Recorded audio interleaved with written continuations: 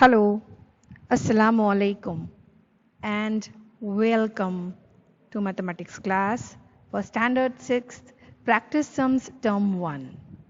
Let us continue with more sums from practice worksheet in this video. Let us go on with the question number 1 this time. This is look at the square box given below and answer the following. Now this is the box. इस box को आपको देखना है and you have to answer these ABC questions. Okay students, so let us see the first one. What part of the grid is named as moon? You could see this is the whole grid. ये पूरे grid है और अब आपको इसमें कितने parts में moons लिखा गया है ये काउंट कर लेते हैं हम 1 2 3 4 5 6 7 8 4 here 5 6 7 8. So let us answer number 1, that is A. What part of the grid is named moon? We know 8 are there. So how we are going to write here? We will write first total numbers of moons named boxes. How many moon named boxes are there that we have to count upon, this is the underline sign, and then total number of boxes. Now how many boxes are there total? इस पूरे grid में total कितने boxes हैं?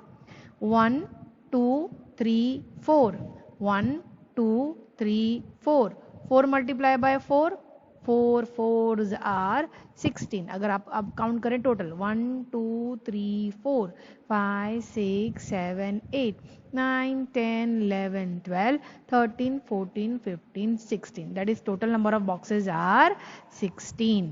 That is equal to, यानी 8 boxes हैं जहां पर moon लिखा हुआ है ना, अपॉन टोटल कितने बॉक्सेस गिवन हैं 16. अब क्या हम इन दोनों को रिड्यूस कर सकते हैं? सिंपल फॉर्म में ले आते हैं कट करने के बाद में. 8 1s are 8, 8 2s are 16. That means हमारा फाइनल फ्रैक्शन है 1/2, half part of the total 16. Understood? Now let us go for the B question. What part of the grid is named sun? Sun कितने grid में लिखा हुआ है? 1 2. सो बिल्कुल same हम answer B लिखेंगे. That is total number of sun named boxes upon total number of boxes. Okay, that is equal to 2 upon 16. That is 2 1s are 2, 2 8s are 16. Answer है 1/8. In the similar manner, what part of the grid is named Mars? So 1 2 3 4 boxes of Mars. We are going to write answer C now. Total numbers of Mars named boxes. तो total upon total number of boxes. So Mars कितने लिखे हुए हैं? 4. Total कितने boxes में से? 16 में से खाली 4 में मार्स लिखा हुआ है. Now 4 1s are 4, 4 4s are 16. सो हमारा फाइनल फ्रैक्शन है 1/4.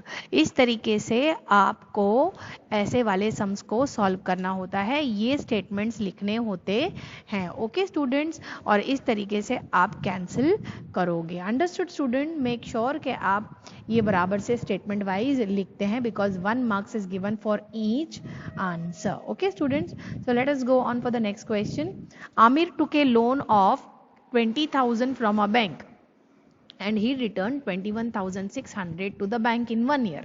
आमिर ने 20,000 बैंक से लोन लिया है रुपीस का, और उसने जब लौटाया ना 1 ईयर के बाद में, तो उसने 1 ईयर के बाद बैंक को कितना अमाउंट लौटाया है? 21,600. So what amount he paid back every month. अब आमिर ने ये पूरी जो अमाउंट है वो एक साथ बैंक को नहीं दे दी, उसने पूरे साल में जितने भी मंथ्स होते हैं हर मंथ में कुछ कुछ अमाउंट का पार्ट दिया है. अब टोटल कितने मंथ होते हैं एक ईयर में? करेक्ट, 12. सो हम क्या करेंगे, हम इस अमाउंट जो उसने रिटर्न की है उसको 12 से डिवाइड करेंगे. तो सबसे पहले हम स्टेटमेंट लिख लेते हैं. लोन टेकन फ्रॉम बैंक, कितनी लोन ली हुई है? 20,000, ये गिवन है राइट.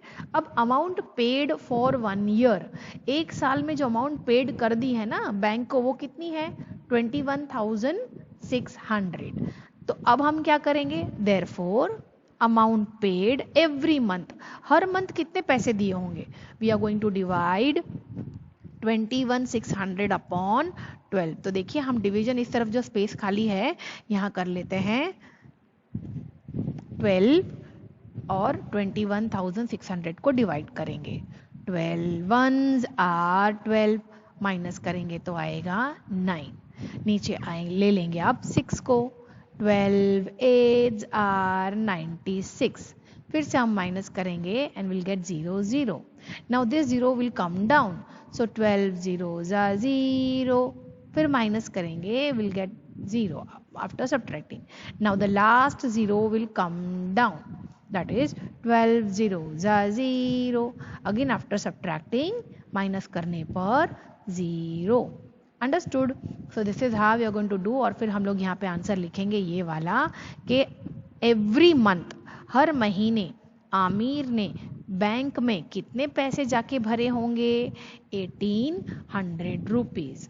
Understood students? अब आगे क्वेश्चन है, how much more did he पे टू द बैंक। अब उसने पैसे लोन एज अ लोन कितने लिए थे, 20,000, लेकिन जब उसने बैंक को लौटाए तो उसने कितने लौटाए, 21,600।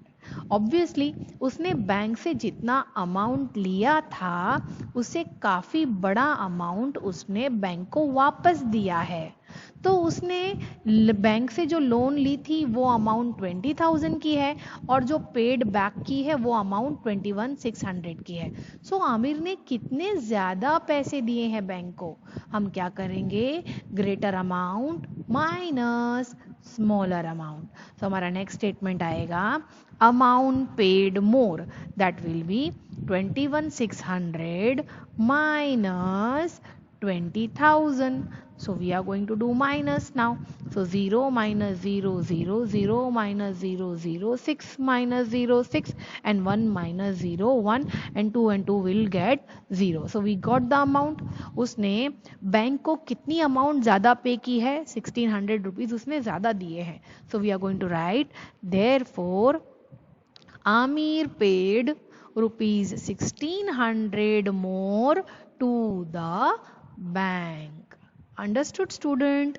Now let us move on to question number 3. Here is one honey bee. Honey bee आपको पता है ना कौन होता है, छोटा सा इंसेक्ट होता है जो हनी कलेक्ट करता है, राइट, है ना। और वो हनी जो है उसके जो विंग्स हैं ना वो फ्लैप करता है। आपको पता है ना वो जब बज करता है तो कैसे आवाज आती है हनी बी की, है ना, बुज़ ऐसी आवाज आती है, राइट। तो ये जो बुज़ की जो ये जो बजिंग आवाज है ना, एक्चुअली उसके फ्लैपिंग के विंग्स की आवाज है।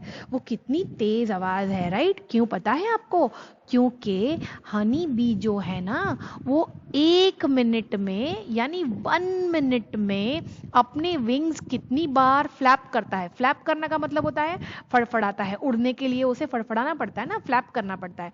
वो कितनी बार फ्लैप करता है पता है आपको, अमेजिंग। हाँ देखिए 12,480 टाइम्स वो इतनी बार 1 मिनट में अपने विंग्स को फ्लैप कर चुका होता है। तो आप बताइए how many time does it flap in 1 hour. अगर 1 मिनट में इतना है तो 1 आवर में कितना होगा। So let's start.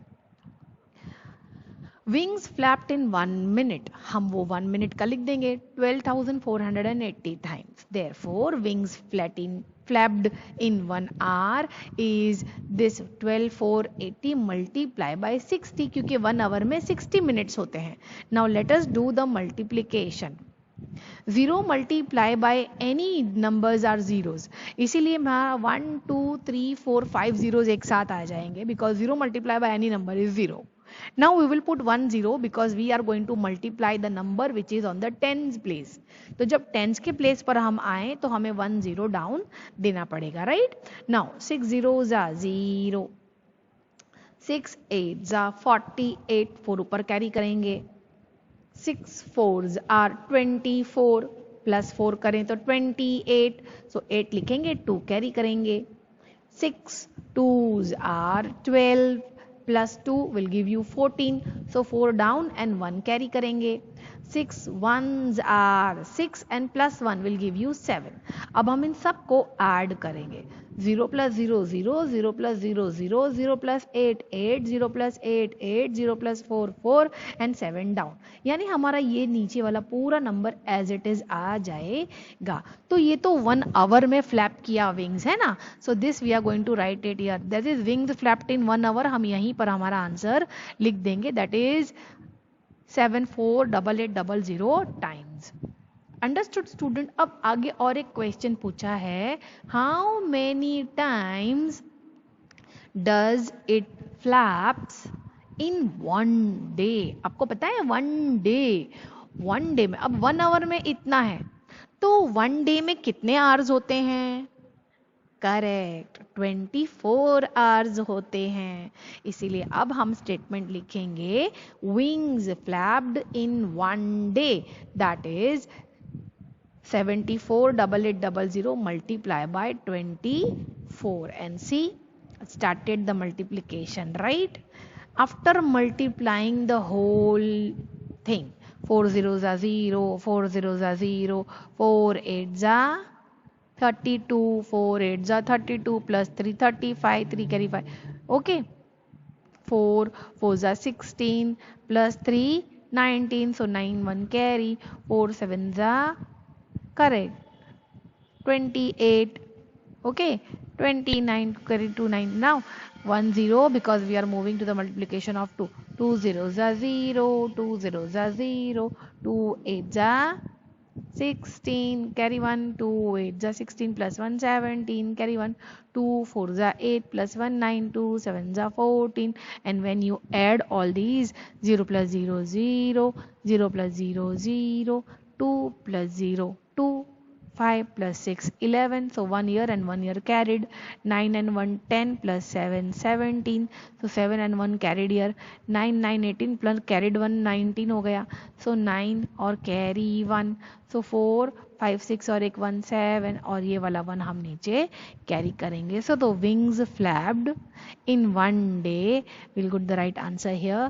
Okay, that is a honey bee flaps its wings 1,79,71,200 times in 1 day.